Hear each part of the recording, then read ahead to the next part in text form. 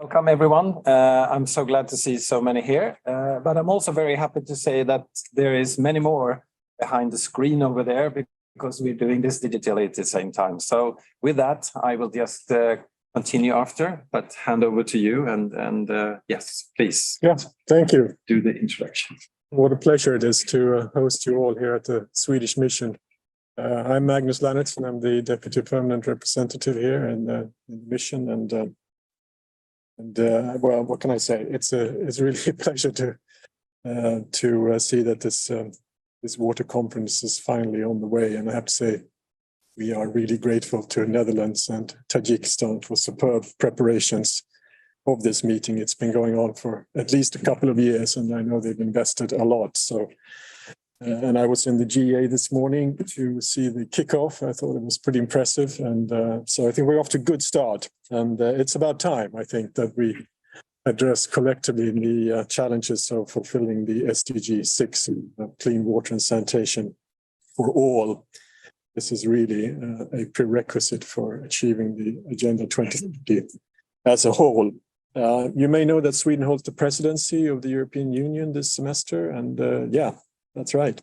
And so we have been quite involved in the preparations of the water conference. I think we've been chairing the preparatory meetings in Brussels and so on. And we are operating under the motto "Greener, Safer, Freer Europe."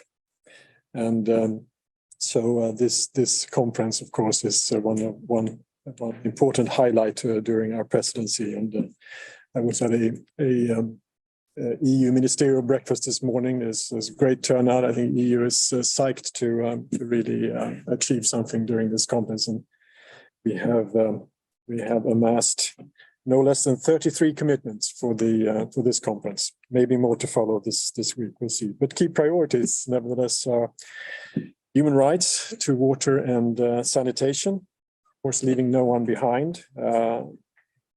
Water security, social, economic, inclusive, and sustainable growth, and of course, managing, protecting, and restoring water and water-related ecosystems.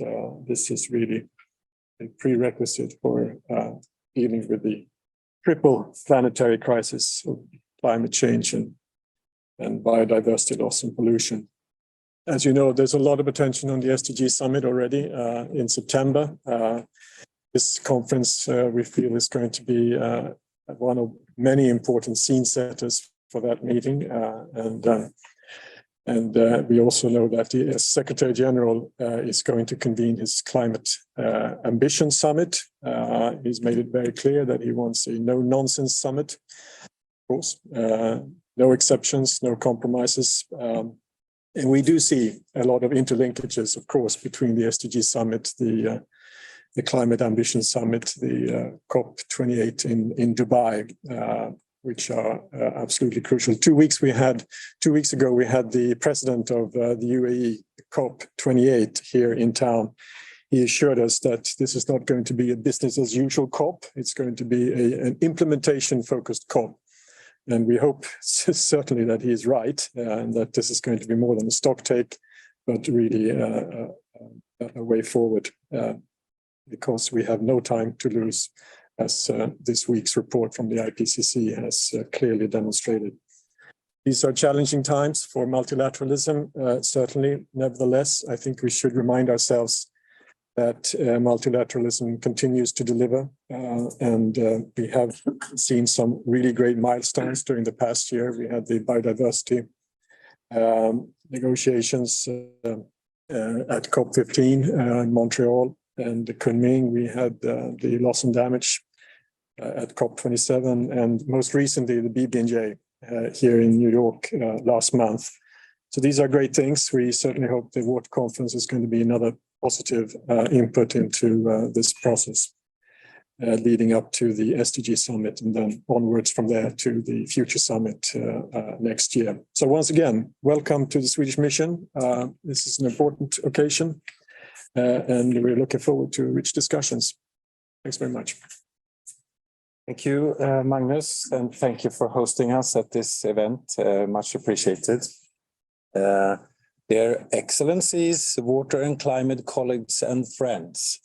Thomas Rydmark. I'm Director of Swedish Waterhouse at SIWI, and I am co-moderating today with my moderating colleague from the Regional Africa Director from Resilient Cities Networks, Dana Omran. So I'm very happy to do that and have you here. We will try to guide you through this session, but first, some logistics. Unfortunately for you who are on the digital line there is coffee and buns outside for the ones who need some energy during this session. And outside there is also a QR code to download the report we will touch on during the sessions afterwards. We will also share the report with the ones on the digital platform later on. And how cities manage water is one of the greatest, fastest growing challenges of our time. And it's heating up. Faced with new water extremes and climate pressures, cities need to radically rethink every aspect of infrastructure, urban planning, and water governance, especially at the local level, and cities where consequences are felt and water is instrumental to increase climate security and can be a tool for change with co-benefits for enhanced biodiversity, healthy ecosystems, equality, and resilient livelihoods. New research shows that this is not only key to strengthening the resilience or the individual cities, but also of critical importance for our ability to cut greenhouse gas emissions. Yet, the solutions for climate mitigation and adaptation remain underutilized in urban water management plans. So this session that we are doing together with our partners, German government, BMZ, the Resilient Cities Networks, the UNDP, the OECD, the Stockholm Resilience Center, the state of Rio de Janeiro, Van Oord, and Yongo, aims to present ways to bring this issue of water and climate in cities forward. And it is with honor we introduce Ulrika Moder, and she will appear on that screen. Ulrika Moder is UN Assistant Secretary General and Director of Bureau of External Relations and Advocacy at UNDP. Thank you for this opportunity to open today's SIWI event, a new generation of urban climate solutions. I wish I could be there with you in person, and I'm not, but I know that the UN Water Conference is really bringing forward the best solutions underlying the urgency of the water crisis that our planet faces, and the need, of course, for urgent action, not talk. I want to congratulate the authors of the SIWI's recently launched report, The Essential Drop to Net Zero, Unpacking Freshwater's Role in Climate Change Mitigation, and welcome to the thought leadership of the Resilient Cities Network. I acknowledge your pragmatic approach in bringing a much-needed urban resilience perspective to the links between freshwater and climate mitigation. We know that 80% of the impacts of climate change are water-related, so we cannot adapt to climate change without focusing on water. We also know that by 2050, almost 70% of the world's population will be navigating climate change as city dwellers. How will urban climate change impacts continue to manifest? Around 74% of natural disasters between 2001 and 2018 were water-related.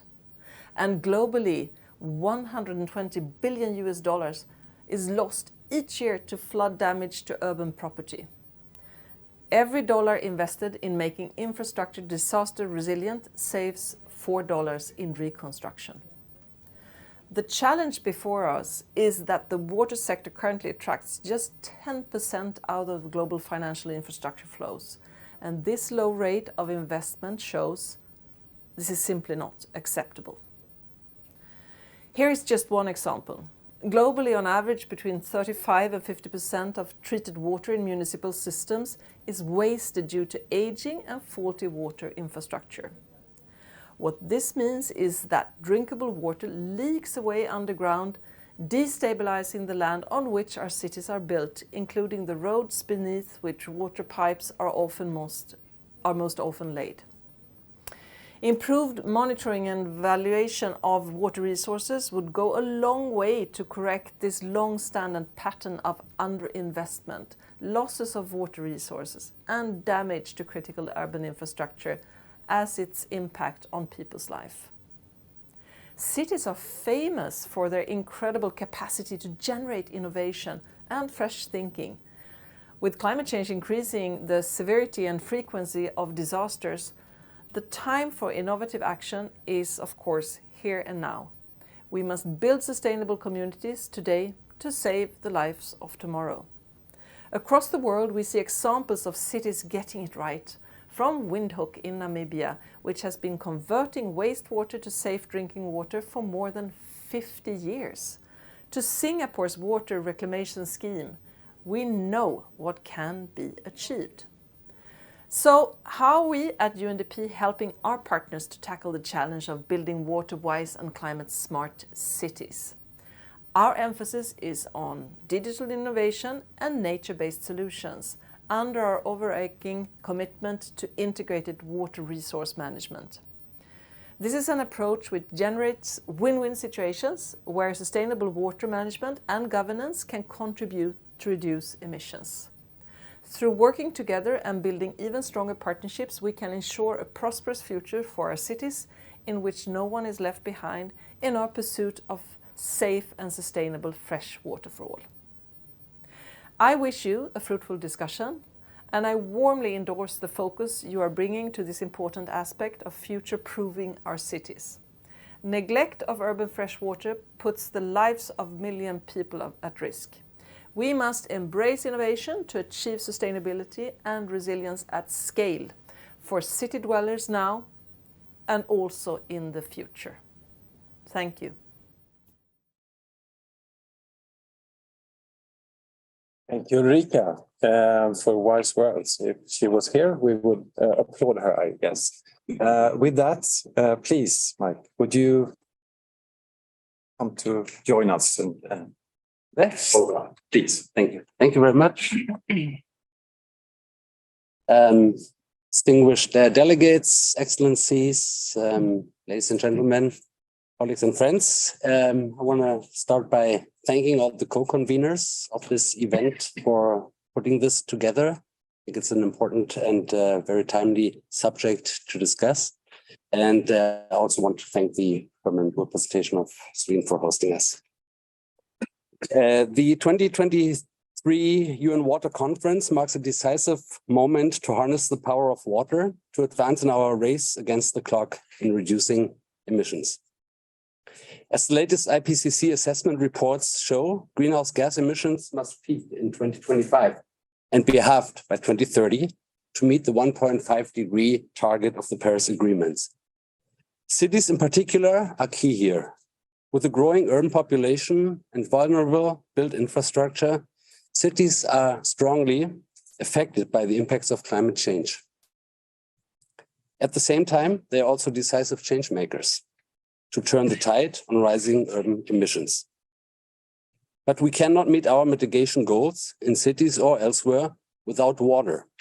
As emphasized in the landmark report, which was already mentioned by the Undersecretary General, the essential drop to reach net zero, the study that was jointly produced by SIWI, the Potsdam Institute, GIZ, UNDP, and the Stockholm Resilience Center. Again, thanks to all the colleagues for this very fruitful collaboration in context of this report.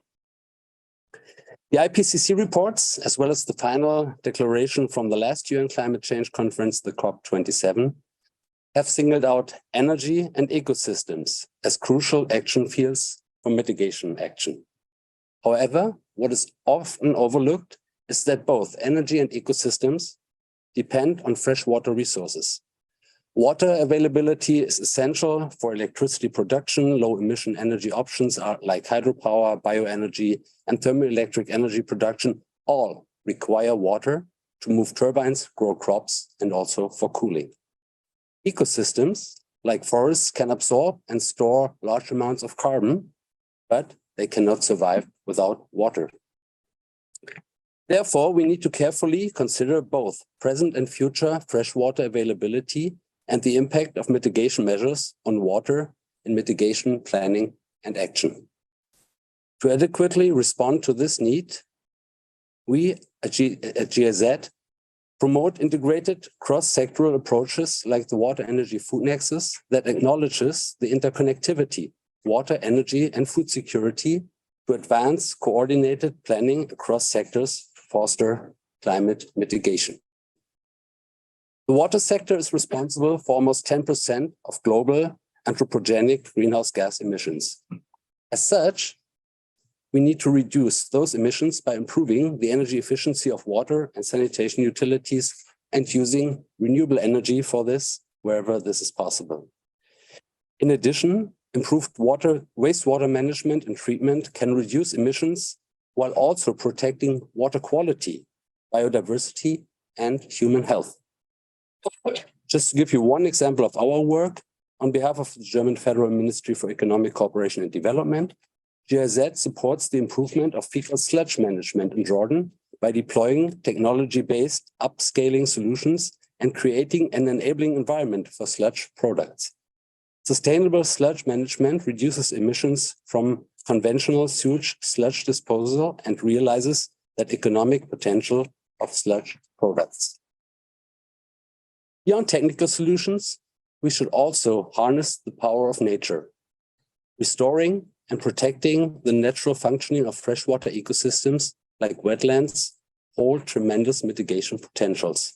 Peatlands, for example, store twice as much carbon as the world's forests. They also contribute to adaptation by protecting against flooding, landslides, and droughts, safeguarding biodiversity and ensuring water security overall. In short, two things are very clear. First, decisive action is urgently needed to reduce emissions to reach the 1.5-degree target and prevent devastating consequences for people and our planet. And secondly, mitigation cannot succeed without water. We are proud of having supported the Water Pavilion at COP26 and COP27 to promote this message. Based on this understanding, I hope we can join forces to harness the power of water for successful mitigation action towards COP28 and beyond. I thank you for your attention, and I wish you an exciting and insightful deliberation in this seminar. Thank you very much.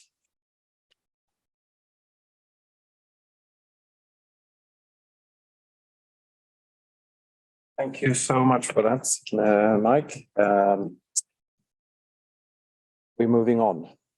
And we are now to do two panels. The first one where I will moderate, and the second one where Dana will moderate.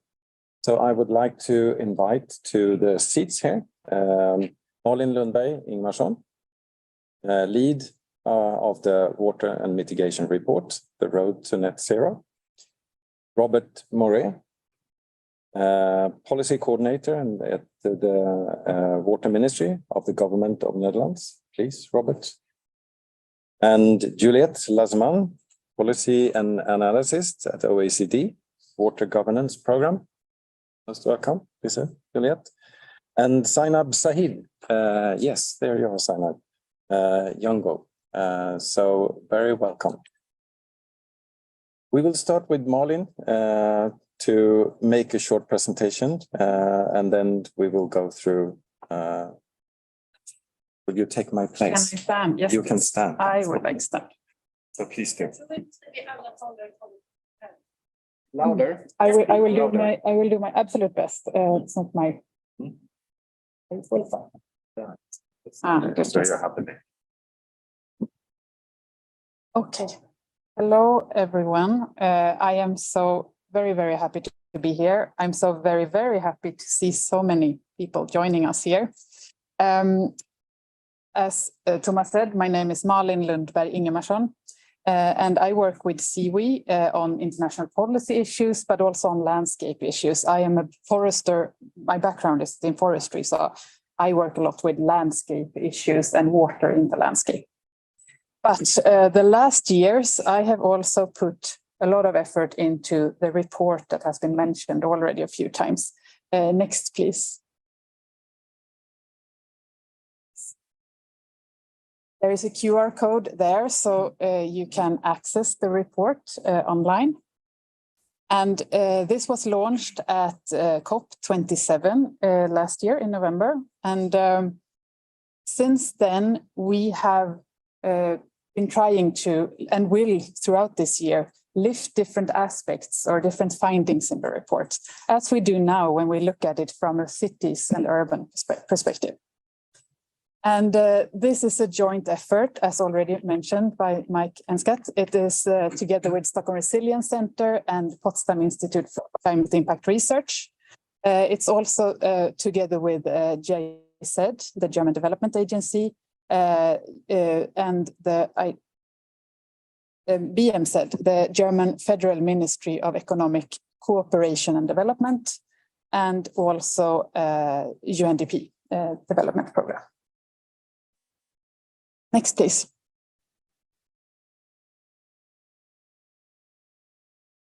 So what we did in this report is that we assessed links between freshwater and climate change mitigation, because as you already know, is that when it comes to adaptation, freshwater is such a prominent role in that.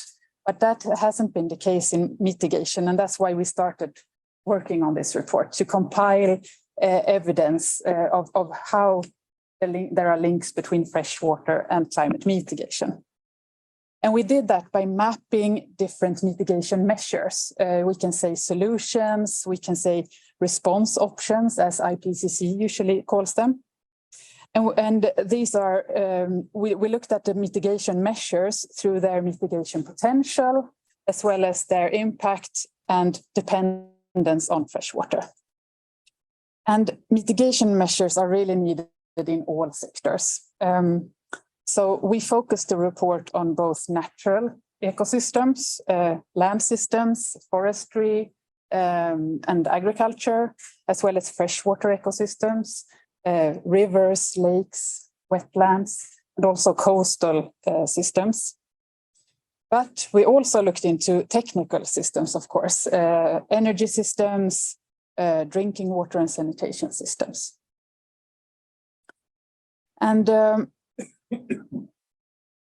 on top of looking at that, what was possibly even more important is that we looked at synergies and trade-offs between climate mitigation and adaptation, because there are so many. And this we really need to be aware of in order to make efficient climate strategies. But there are also many synergies and trade-offs between climate mitigation and functional ecosystems. Enhanced biodiversity, enhanced system resilience, as well as contributions to sustainable development. So there is a lot to win here if you're aware of these different synergies or trade-offs. Next. So what we boil down to a few sentences. What we show in the report is that climate mitigation, the climate mitigation measures, they depend on, or most of them depend on freshwater resources, but also that many of them impact freshwater. And another thing that we showed is that it's possible. There is a lot to win in reducing greenhouse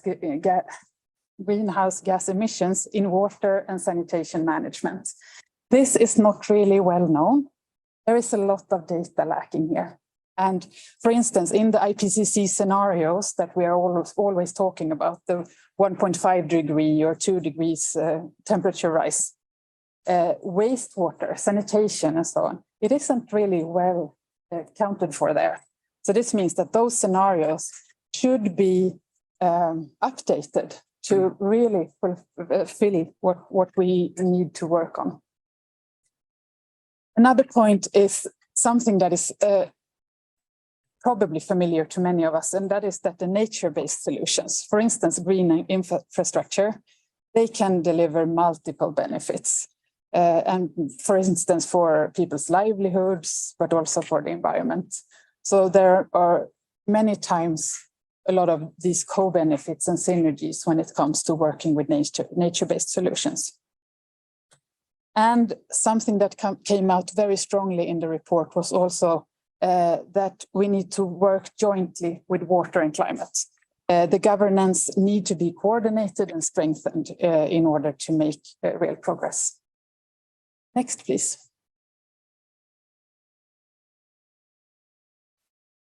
So how can cities take action? Well, first of all, invest in climate smarter drinking water and sanitation services for reducing emissions, but also to recover energy, which is a big polluter there. It's also important to protect, restore, and sustainably manage urban green areas, parks, and so on, but also rivers and lakes in cities. It's also important to protect, restore, and sustainably manage the areas around the city. The fresh water that comes in your tap is probably due to why we have clean water in cities is probably because we have healthy ecosystems, forests, and agricultural soils and so on around the cities. It's also very important to promote a water-wise transition to renewable energy. And this can, for instance, be done by mainstreaming water risks assessments for energy planning. And as I mentioned before, we need to account for the co-benefits and synergies. And to do that, we really need to be aware of them. So a lot of those are lifted in the report. And but by doing that, it's possible to build investment cases that goes beyond just reducing greenhouse gas emissions, which is much more appealing when we try to get funding for our work. And also very, very important is to invest in the integrated approaches. This means that, for example, that we adopt a watershed scale climate strategies so that we look holistically on the system in order to get all these benefits and synergies, but also understand the risks and trade-offs. Next, please. This was just a very brief look into the report. What we have done this spring is that we have delivered a webinar series where we do deep dives into different chapters. Three of the chapters are three of the webinars are already they have already been done. So you can find them on the SIWI YouTube. The two coming is the one on the 30th of March and the 12th of April, and you can find links to those on the SIWI website also. Next. And that's all from me. I leave you with our call to action, which is freshwater needs to be put in its rightful place at the heart of the efforts to adapt to, as well as to mitigate climate change. Thanks.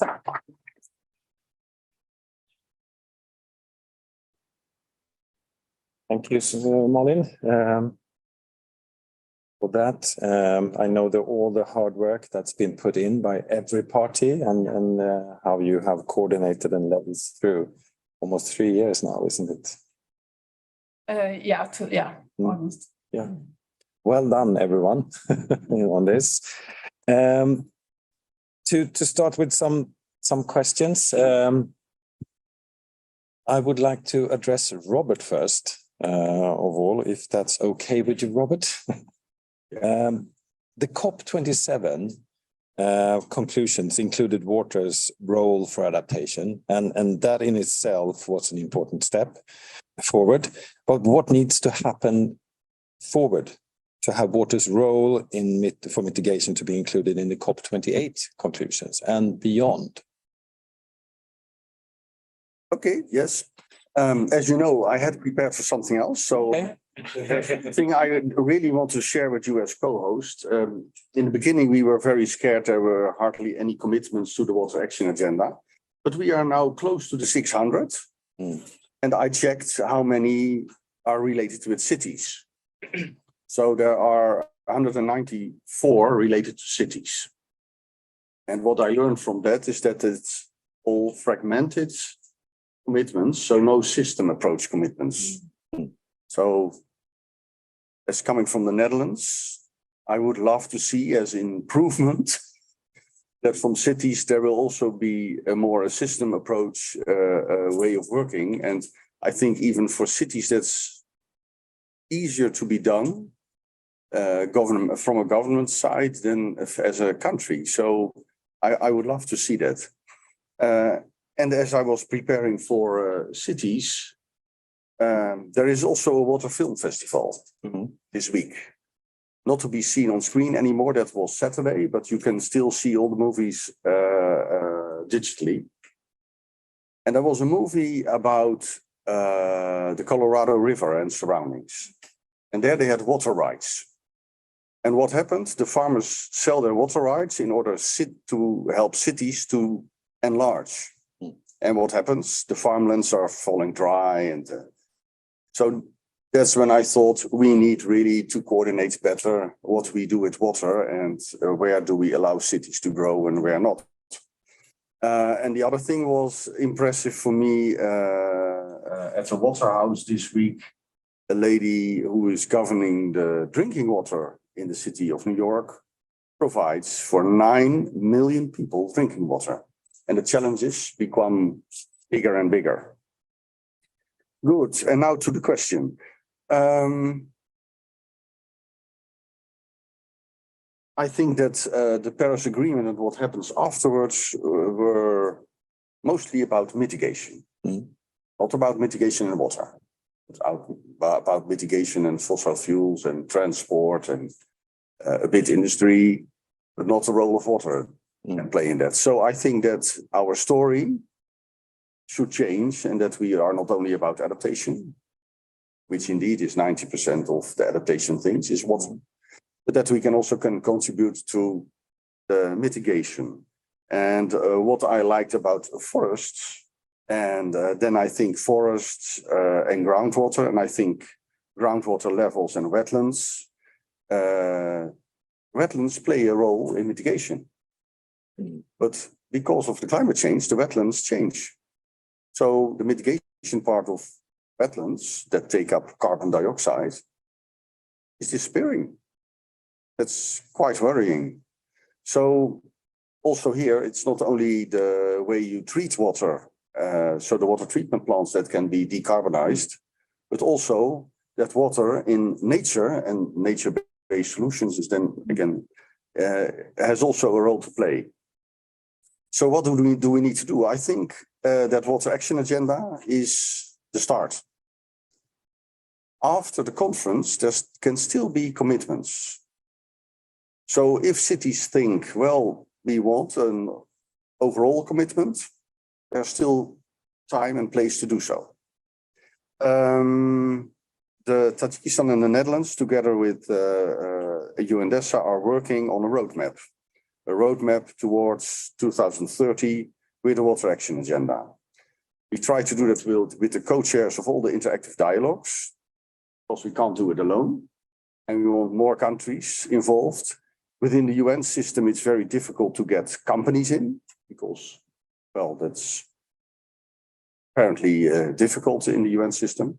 So we should try another way to get the companies in, and we think we can do that.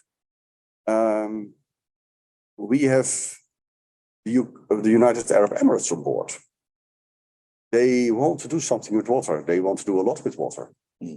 And they want a group of countries to help them to get water at the main stage of the COP28. So I think within the water sector, all hands on deck, and let's get a good story there.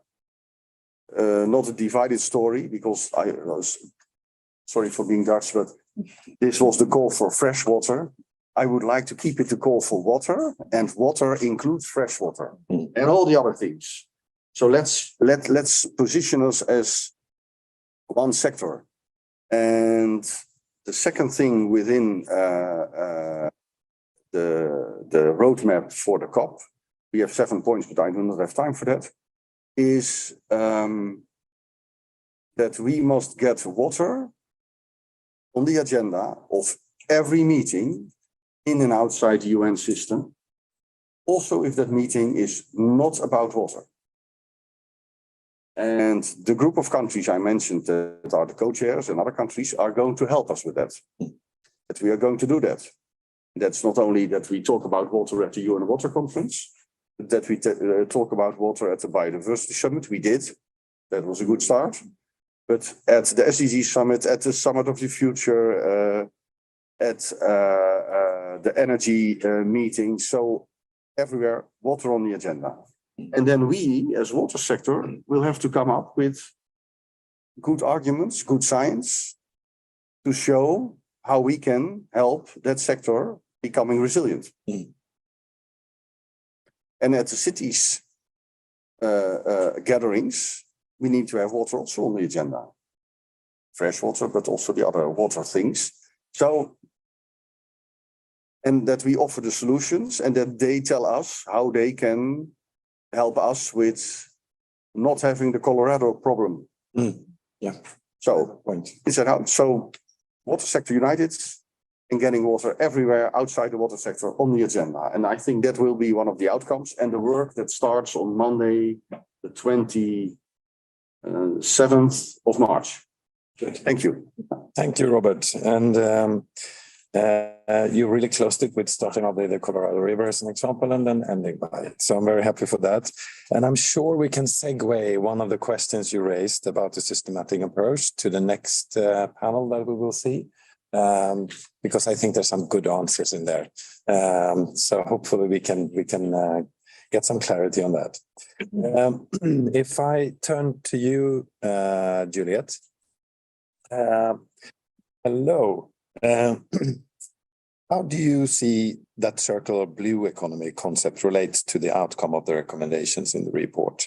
And if you can give us a brief outline of that, how would you say that OECD relate to the report in your work forward? Well, I think with respect to what was presented in this report, what struck me is this point on the fact that climate mitigation measures depend on and impact freshwater. And this is exactly what we're trying to say with this new project on the blue economy in cities and regions that we have on the OECD. The OECD has been advocating for water as a driver of sustainable development for 15 years, so way before my time. And this is particularly the case in cities, not only coastal cities, but also inland cities by lakes, rivers, deltas that depend on water as a source of sustainable development, whether that's fisheries, water-related tourism, water-related renewable energies, and so on. A whole host of sectors depend on this blue economy for their sustainable development. The problem is that the blue economy isn't always green. And so we need to make the blue economy sustainable. So decarbonizing, making sure that the impacts of the blue economy don't affect the freshwater resources that it depends on, but also through the circular economy by cutting resource extraction and this related pollution and making sure that water is treated in a way that the freshwater and ocean continuum is sustainable. So this is on more like the mitigation side. And on the climate adaptation side, we see, of course, that 80% of the impacts of climate change are affected in water. This is something that we all know. We know that cities are on the front line of these risks, and we know that vulnerable communities in cities are particularly on the front line of these risks.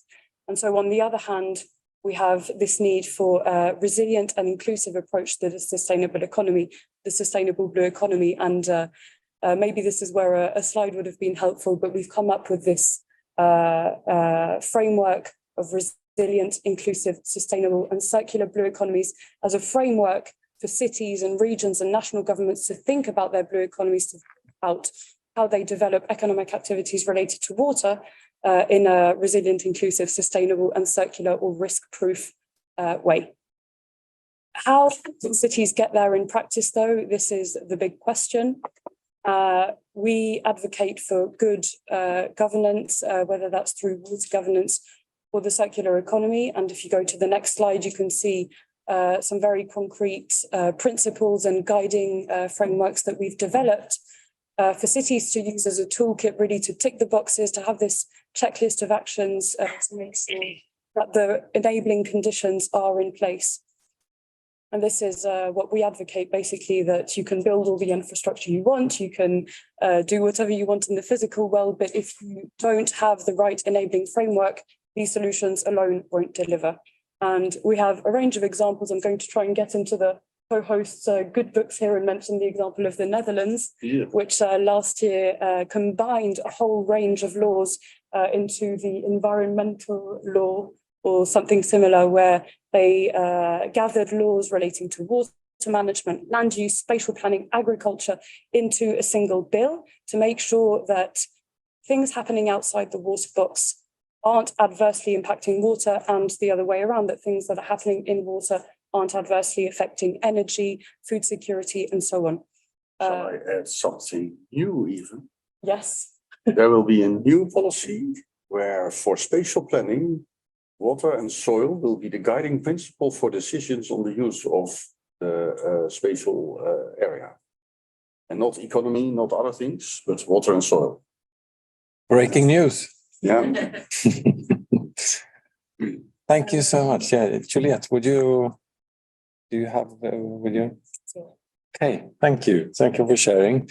And I'm not sure, but I guess we can share those with all the audience digitally or physically afterwards as well. So turning myself towards Zainab, I hope I pronounced that right. Yeah.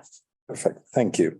When you look into the report and see the recommendations, how are they relevant, would you say, to Youngo?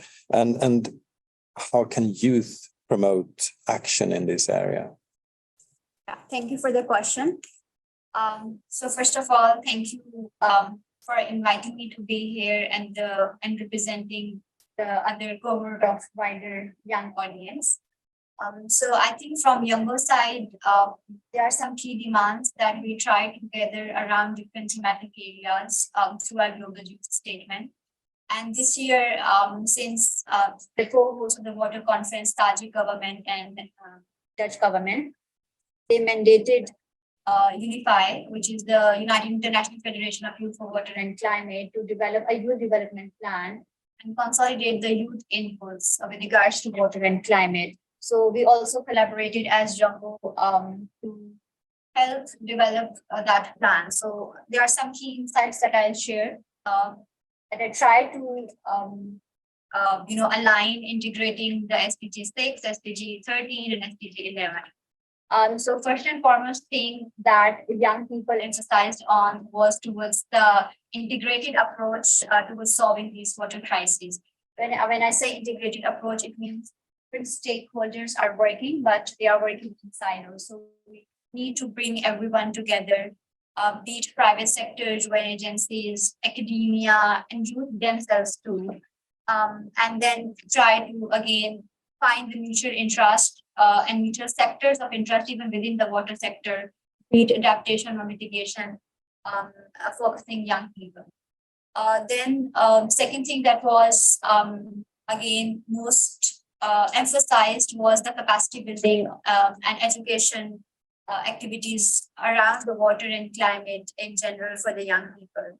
And for that, the reference point was the Paris Committee for the Capacity Building, that it could be mandated under the activities of the Paris Committee for the Capacity Building to institutionalize it. And second reference point was the Action for Climate Empowerment, which is also emphasized under the Paris Agreement, as well as under the convention itself, which again has 6 pillars, which includes the training of young people, capacity building, education, the right to participation, and probably I'm missing one of it.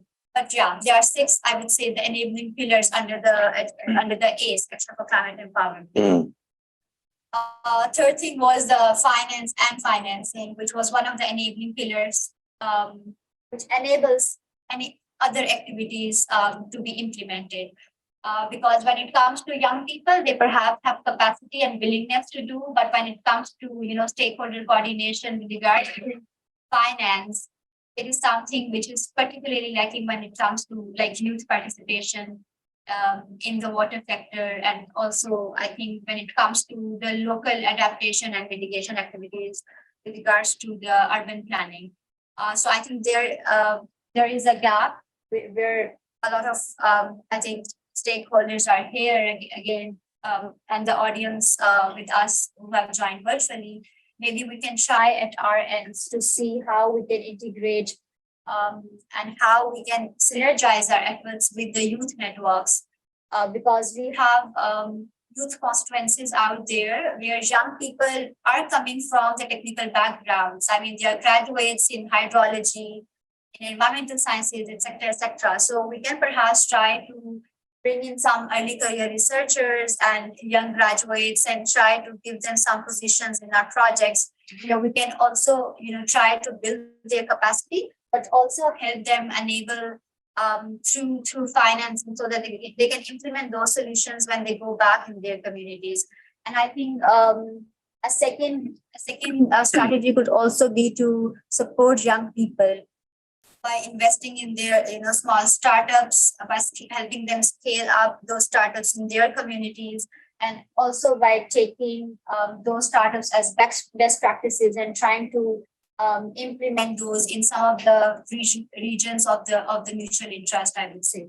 Yeah, so I think these are some like top 3 priority areas which were cross cited in the Global Youth Statement of Yongo, which was submitted to the COP presidency at the COP27, and which is also has been highlighted in the Youth Development Plan and Agenda of Unified. So yeah, I think that was all from my side when it comes to the youth representation part. Thank you for that. Very, very good. And we definitely should look into all these suggestions you give on engagement, but also on the innovation and sort of entrepreneurial youth perspective. So thank you for sharing that. Going back to Malin, in the process of making this report, what surprised you most? Let me think.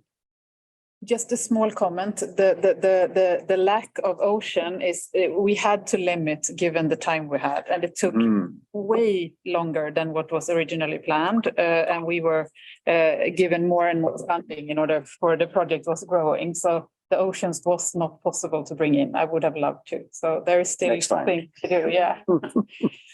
What surprised me the most? I think what surprised me the most also took me by surprise just this week, because colleagues of mine in SIWI, they put together a policy brief where they lifted the aspects that are relevant for cities. And it's just that this is so overarching. It goes into any sector, and it's very important in any sector that the links between climate mitigation and freshwater, it's not only for the very given sectors, but it comes into so many different sectors in so many ways. So it's a very complex thing, and any sector can do things in this topic.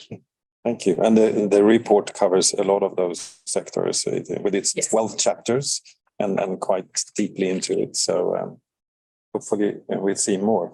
And Dana, when you have listened into this, I mean, now we're going to moderate the next session. Before we do that, I thought, have you any questions or reflections to this panel that you would like to address before we move on to the next? Please. Hi, everyone. Good afternoon. So I'll ask you just a question, Robert. I wanted to pick up on something you mentioned, saying that, we need more data, better data and science as we move towards COP28 to help design better interventions. One of the things you didn't really touch on, but I'm really interested because it came up in all of your various comments, is what about the financing? Where, in your view, as you think about what's the big achievement we want from the next COP, and how do we, as you said, there's the community of cities around the world are fragmented. Youth organizations are fragmented. We see that fragmentation happening.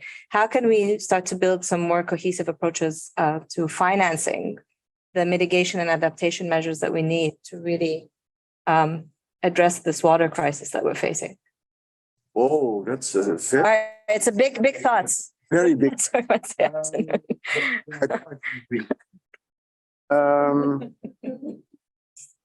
One, I think that when you want to bring together all kinds of stakeholders, I think that we as donors should better coordinate in advance, not when NGOs are working in countries, but before they are going to work in countries, we should say you get money if you work together.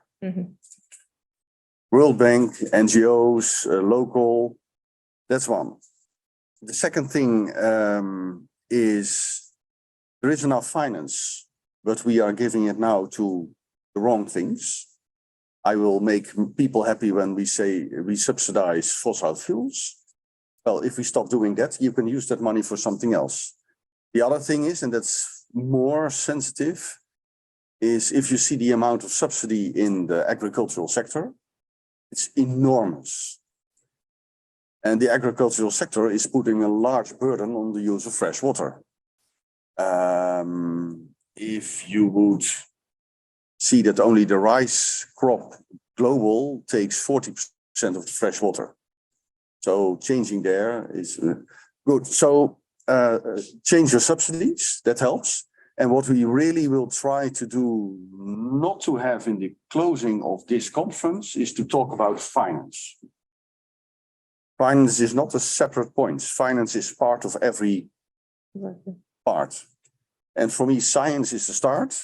Some people of SIWI are now going to leave the room when I tell this, but you start with science, then you model, you start your modeling for the future, then you start showing these are my problems. Then you start make a plan for your city or your country, an adaptation plan, and then you start with implementing that plan and then maintenance and management. But cross-cutting is finance, governance, capacity, knowledge, those kind of things. And for me, that is the simple, but very complex way when you want to become really resilient. You have to have all these things in order. And what we should start to do as donors is saying we accept only plans and projects if they fit in that system approach. Because that's the only way towards a resilient city or country. Thank you so much. I just wanted to give a final moment to see if Juliet or Zainab or Malin had any other thoughts around this financing question before we shift to the next panel. No pressure if you've, but. I just want to again reiterate that even while it validation workshops for the new development plans, finance and financing came as enabling pillar, or I would say entailing pillar for other different domains to tap in. So I think I very agree with you that it should be integrated from the very beginning into the project, be it like again across, whether it's like across thematic area to tap on or not. So just want to reiterate that. Yeah, I completely concur with Robert when we say that there is enough money, it's just going to maybe not the best places. And so I think we need better transparency and accountability mechanisms also, because just in the water sector, the Water Integrity Network last year produced analysis that showed that 10% of investment in water is lost due to corruption. So there's a lot of work to do there. And of course, this is rooted in broader governance considerations. It's not water governance alone. It's about governance at the national and local level. I would also say that increasingly now, the water and climate communities are talking to each other. We saw this with the Water Pavilion at COP26 in Glasgow. Last year, water was finally included in the final declaration of COP27. So let's build on that momentum to make sure that climate financing is also a source of water financing now. Alan, last word. Last word. So I get really optimistic when you say that as a donor, you have to already start thinking systemic, integrated, and so make this happen at an early stage, because that is one way of really pushing different actors to work together. And I think I'm involved in other projects where we try to make different actors work together, and that's so challenging. So from all the perspectives that we can do that is such a big step forward, I think. Thank you so much. So Thank you, and I strongly agree to what you all have been saying, but I also think that yes, we should build on science. Ulrika said it as well in the opening. That look into predictions, but climate change is felt where people live. I also believe that we need to trust the signals that the people experience is a component that we must bring into this aspect as well. So should rely on science, but we shouldn't wait for science. That's I think that's an important ingredient in this as well. So thank you, panel, and Dana, please introduce the next ones, and we can give an applause.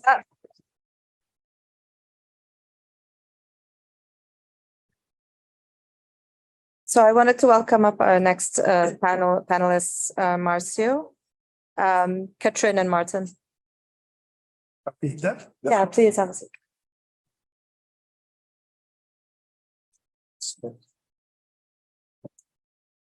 Where do you want us? Just, wherever you feel. Nothing come. Okay. I'll do one film.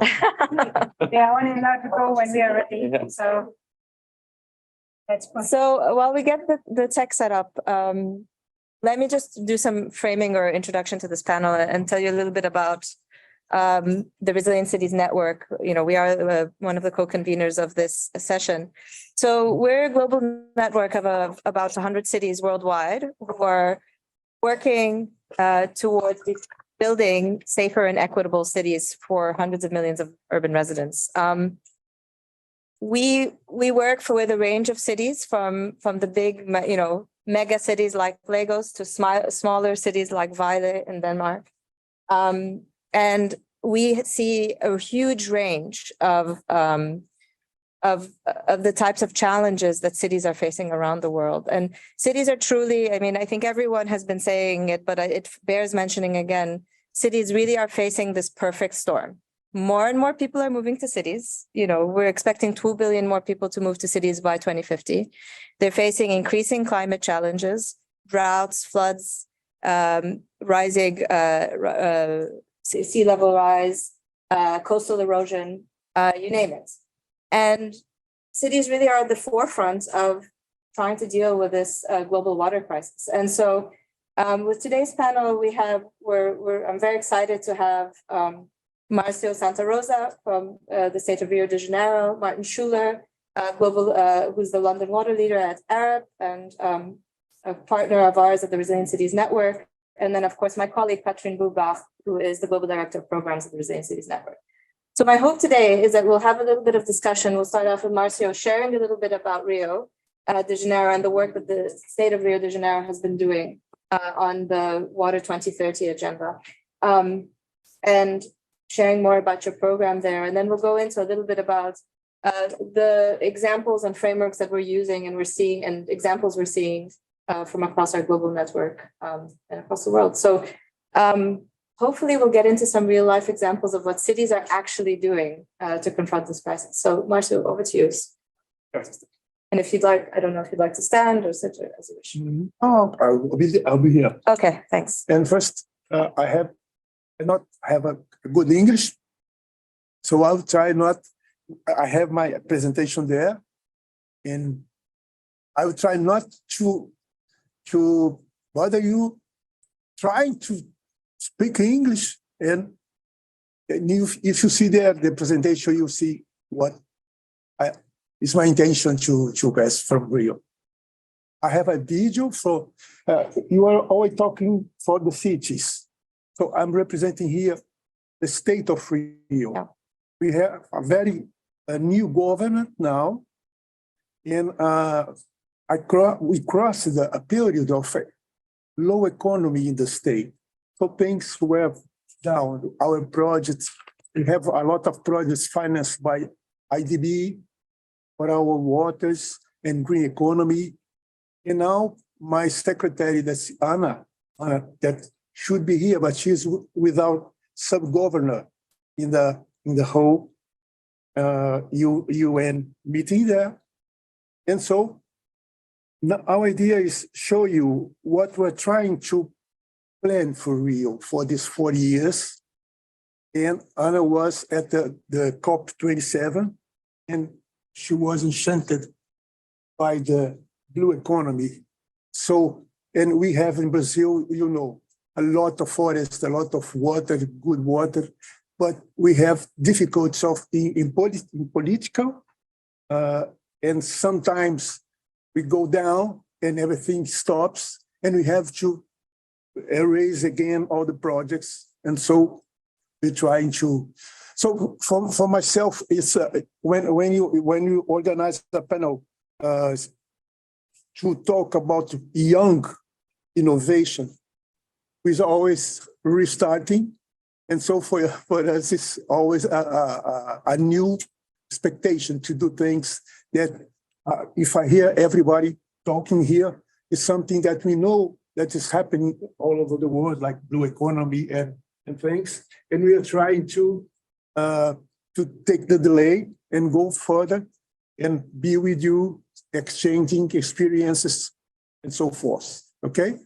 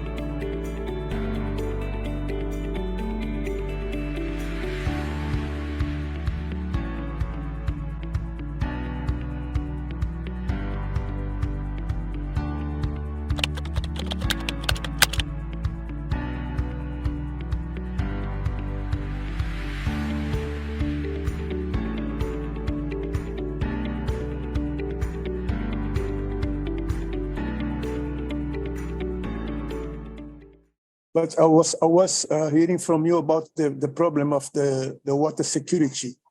It's a very important issue for us, because we had a plan in Rio in 2013. And first of all, I'm a civil engineer, and I'm a survivor of the Rio 92 organization of the International Forest. So you see what is the old generation conducting the process, and seeing the young generation like you, like Marley, and doing all you are doing. It's very exciting. But if I can anticipate what you see there, is the first thing we are doing in this new government is trying to solve the problem of Rio, because we have just one river that comes from São Paulo and brings water to Rio de Janeiro. When we organized the Olympics there, people at the International Committee of Sport was, oh God, they just have one river. If some kind of tragedy or what will happen with the Olympic Games? In Brazil, we have no problems with terrorism, not so much. I know that's a big problem in all over the world, and so you have to be, you're not having problem about that, but we have to solve, because the metropolitan region of Rio concentrates 75% of the whole population of the state. So industry are coming, and Rio now is a leader of producing oil, fossil oil, still gas, fossil, but our economy is over there. And industries are coming, and international partnership are coming. We are worried because we need more water. And from what source are we going to get this new water for all the new population. So it's the first problem we have there. Second, no, the presentation is there to help me.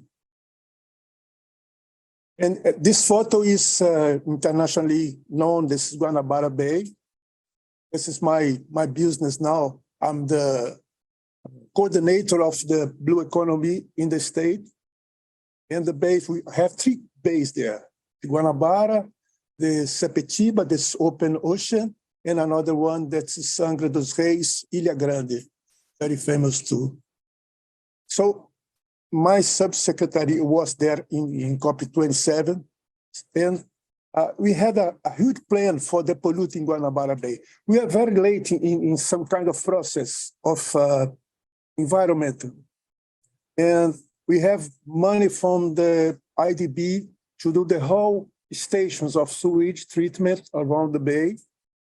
But we have a crash in the economy of Rio, and IDB stopped giving us money. So now we are trying to raise this project again. This last days I was in Baltimore because Guanabara Bay is sister bay of Chesapeake Bay.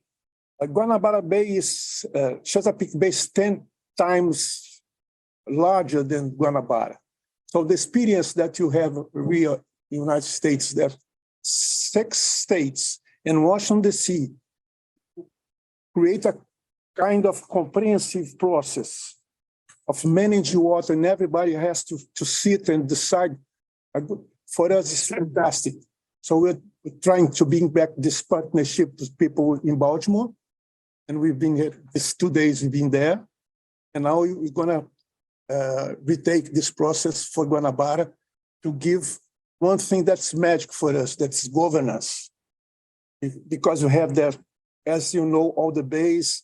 We have port, we have oil, we have the marine and agriculture, all the problems, but each one of the sectors decide what they have to do with economy, and the state has not this kind of solution like governance to solve the problem.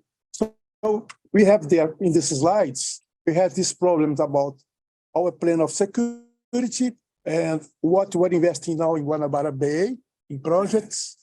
We have for the municipalities around the metropolitan area, the nature-based solution with a lot of projects we're doing in this sense. Another great project, because we in this area, we have Mata Atlântica forest. It's our green resource. And now you're doing a very huge project to invest in this area to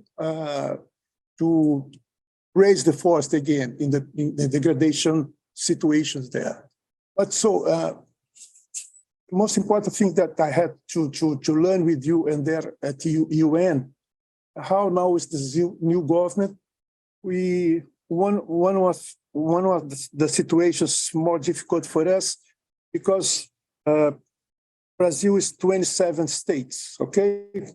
Well, all the service of sanitation and sewage treatment have been done by public companies. And these were not solving our problem. So part of the people says, no, we cannot privatize this solution.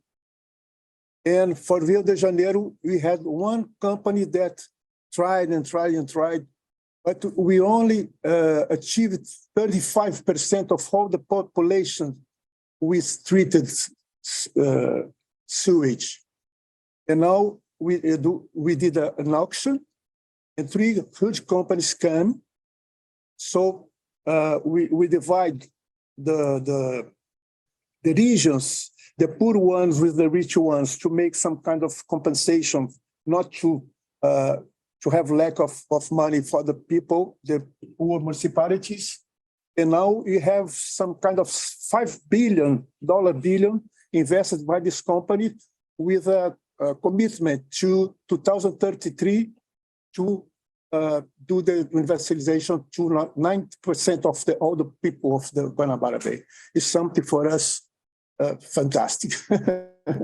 So I think I talk too much. Thank you. Thank you so much, Marcelo.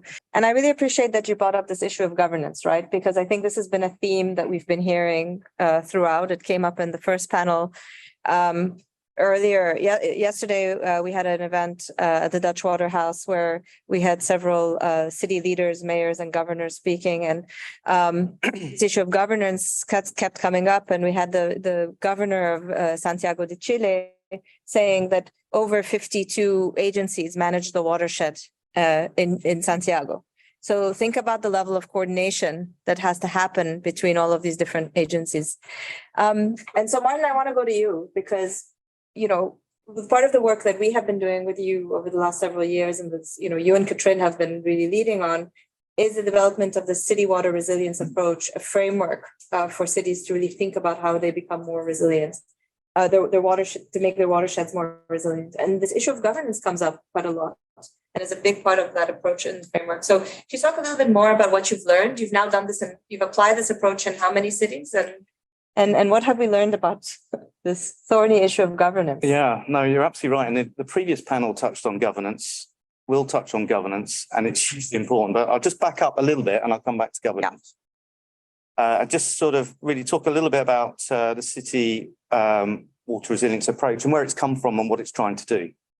So some time ago, the Rockefeller Foundation approached Arup and said, we're really interested in cities. Can we look at something called the City Resilience Index, which is a much wider system of systems thinking about transport, energy, communications, and water was part of that. And that approach has been adopted in numerous cities around the world, together with Cities Network and others. What we found when we came back to look at that again, cities, over 2/3 of cities said, actually, it's water is the key enabling issue or the challenge. So we went and took a deeper dive into water following that and created something with others, with the the Resilient Cities Network and a number of other SIWI as well were partners on that, the World Bank, the Rockefeller Foundation. And we took a real deep dive into the relationship between water, the city, its catchment or basin. So those three things are all connected and there's governance in that and it's part of that glue. But the approach really tries to really understand water resilience. So too little, too much, too polluted, you know, simple things like that. But also the economy. We talked about the blue economy in the previous panel, but we also talked about equity. We talked about transparency and inclusion.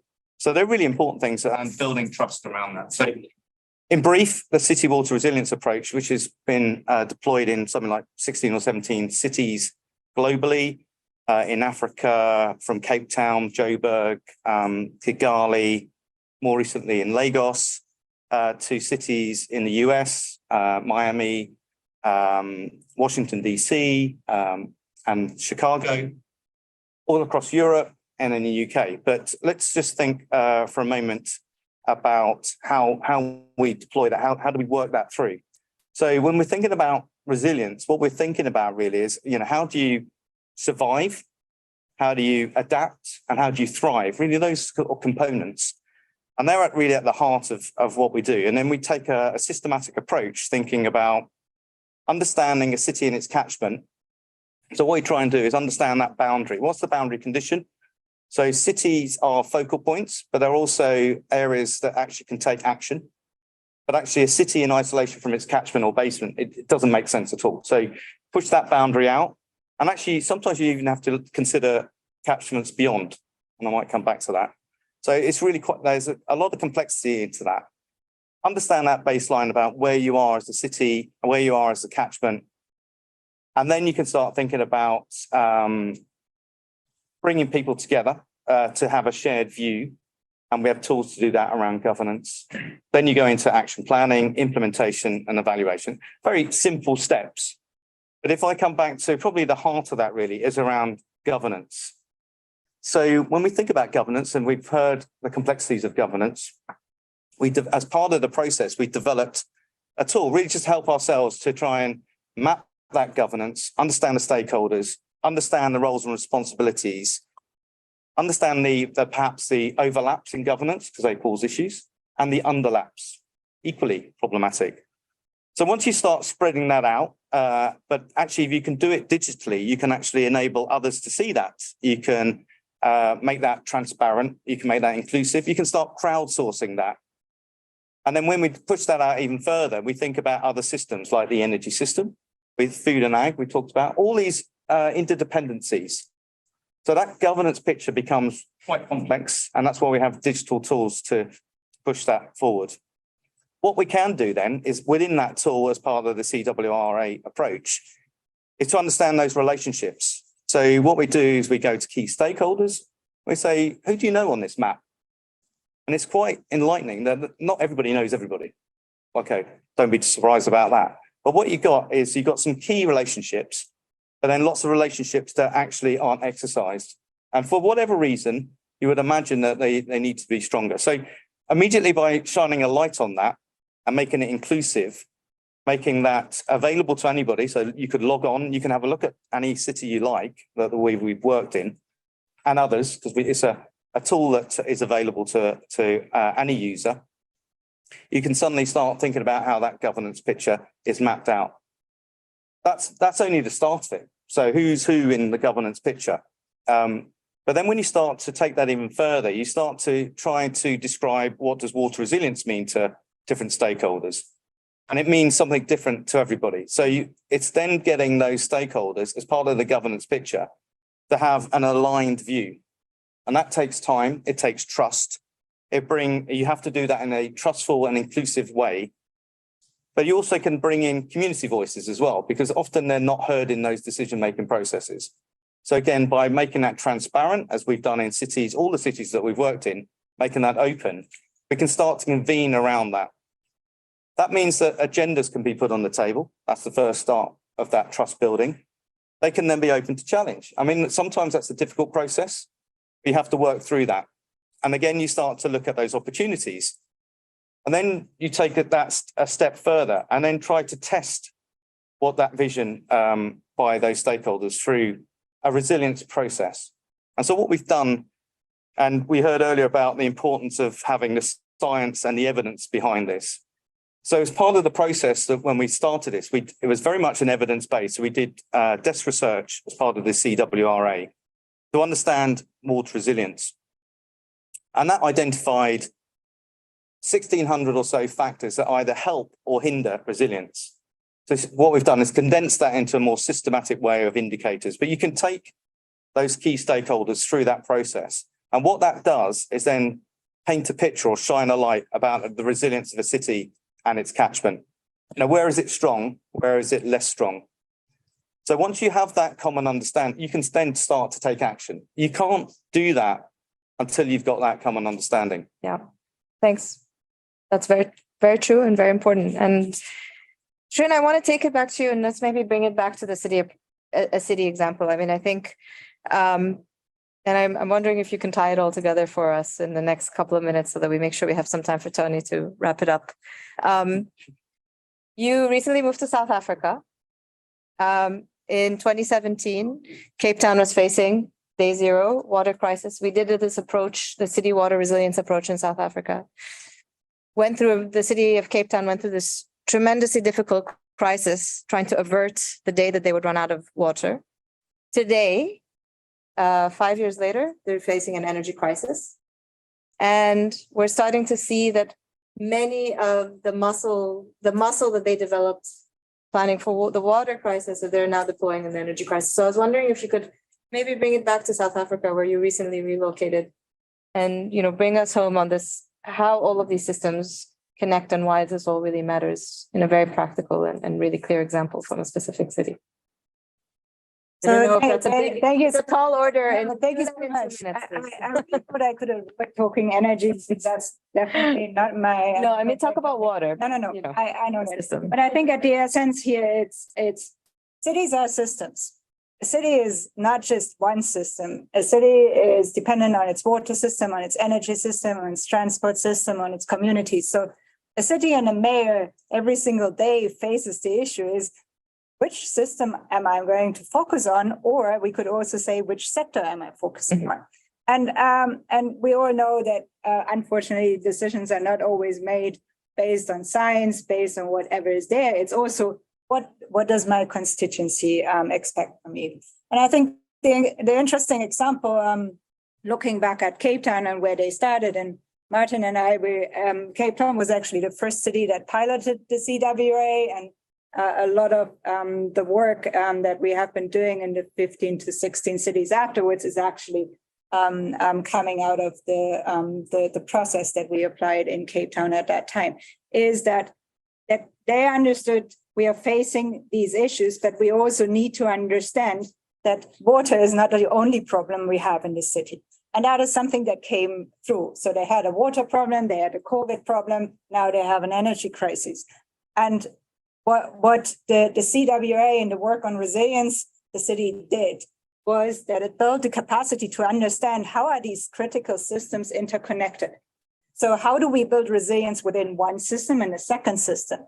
But also how do we understand how we build resilience for what? Because we were talking about water, and then when it was clear that day zero most probably could be avoided, the big issue that the city wanted to face on when we started thinking about water initiatives was, so how can we do that? How can we foster the learning from the crisis and actually build a more equitable system? So when we started thinking at a certain time about building resilience in the water system, it was equally important for the city. How can we build resilience in the water system? How can we improve living conditions in informal settlements? How can we build a green economy, which is very much what the city is driving now to create jobs for the people? So suddenly the whole conversation on water resilience was not about water anymore. And that's where it's now in South Africa. And I'm in a very fortunate position that I got my solar system installed a couple of weeks ago. So I can switch on the lights and the computer. But one of the biggest issues, and I was just talking to the city last week, is that they are suddenly facing problems. They cannot pump their sewage anymore. So the wastewater is entering the rivers. It's polluting the environment. They don't have the right solutions. So and the interesting part was that the city has been trying to implement a very specific way to improve how they can improve water quality in their rivers. And we had this discussion in Cape Town at that time, 3 or 4 years ago. And one issue was, it was flooding, so to increase space of these rivers in the city, to improve water quality, which was really bad because there are a lot of informal settlements that are connecting to them. So security was a big issue. Biodiversity was a big issue. So we discussed about how a solution could look like. The solution we discussed 3 or 4 years ago is now in implementation, and it actually helps with the energy crisis and the wastewater that is coming in. So the amazing examples we are seeing in Cape Town is that building resilience is about building capacity to understand shocks and stresses that you are facing, but also accepting that these shocks and stresses change. But the capacity may still be there. And I think Cape Town has done this exceptional example on institutionalizing that, understanding that they may not know what has happened in future, but building that capacity and being able to take decisions afterwards. And then if it's a health crisis, if it's a water crisis, if it's an energy crisis, they are actually using the same kind of approach to address that. And I think this is what it is, what we should do. Thank you so much, Katrin, for the wonderful summary. So 3 engineers, and we talked about governance and policy and resilience, and I would have loved to continue, but we're out of time. So thank you so much for all of your wonderful inputs. I'll pass it to Tony to wrap us and bring us to a conclusion. Thank you all for your attention. Thanks, Thomas and Donna, for leading us through this afternoon session on overcoming water and climate change. And thanks to all speakers. Now, my 10 takeaways from this session are the following. We need to mainstream water consideration into climate adaptation and mitigation planning. That maybe is a given. The local level is key. We heard a lot about cities, the consequences, the framework, and the hinterland, etc. And we'll come back to that soon. So local level And that I think is this conference is all about, to linking what happens on the local level to the global and make that match. Easier said than done, but so important. Malin, you mentioned for us that energy production and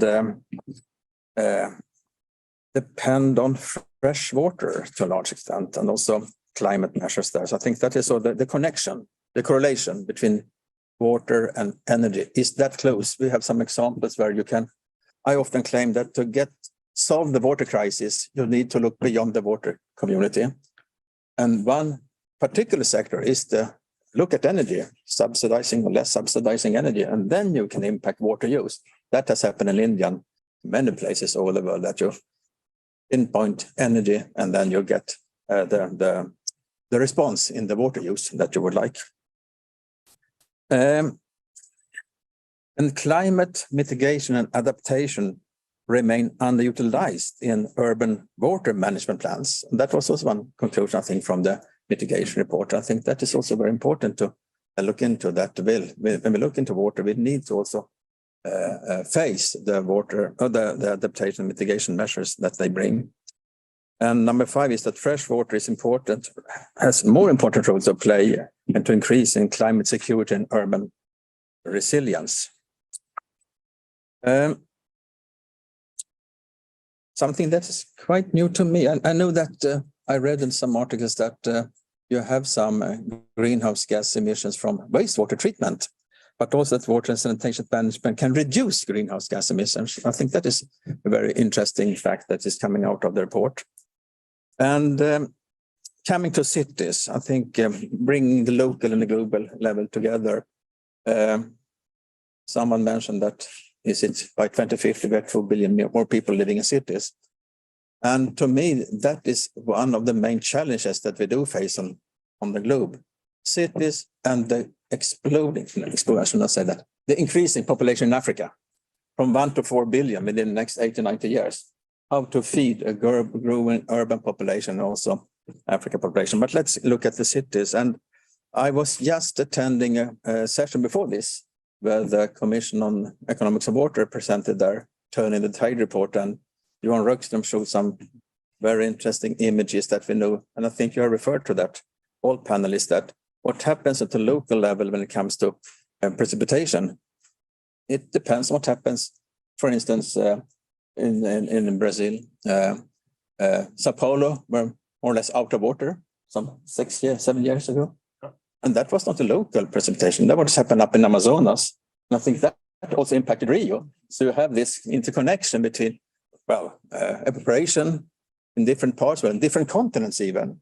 Johan showed some very interesting images in that session about what happens in Amazonas also impact the rainfall in Africa. And I think that is the new normal. We don't know what will happen. The changes in hydrological cycles, that is impacting what happens on the local ground. And as mentioned also in this panel, that you cannot just look at the city itself. You need to look into the catchment area also to see that it also can provide and feed the city, provide it with water. And here wetlands, of course, have a very big important role to play, that re-wet wetlands. Otherwise, they turn from carbon sinks to carbon emitters. That is the main risk we face. Finally, get water on the agendas in other meetings, not only UN, but me, UN, of course, but also in other meetings, I think, and that we should take part in other meetings as well. I think we can invite other communities, but we should also bring ourselves to other communities. I think that is the way forward. And finally, that get governance right. Governance matters, whatever we do. I think that is bottom line, or at least the main takeaway I have from this meeting. Now, in our organization, SIWI, we are, of course, subscribing to all this.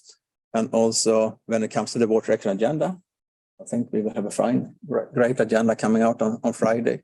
And we are happy together with all of you and other partners also to move forward on the agenda and follow it up. We have the World Water Week. We have our Source to Sea, International Platform for Source to Sea Management. And we have, I think, all of us, the upcoming COP28 in Dubai, our water climate pavilion there. So I look forward to see you more in the future together with us to move this water and climate agenda forward. So thanks all of you to be here this afternoon in New York. Thank you.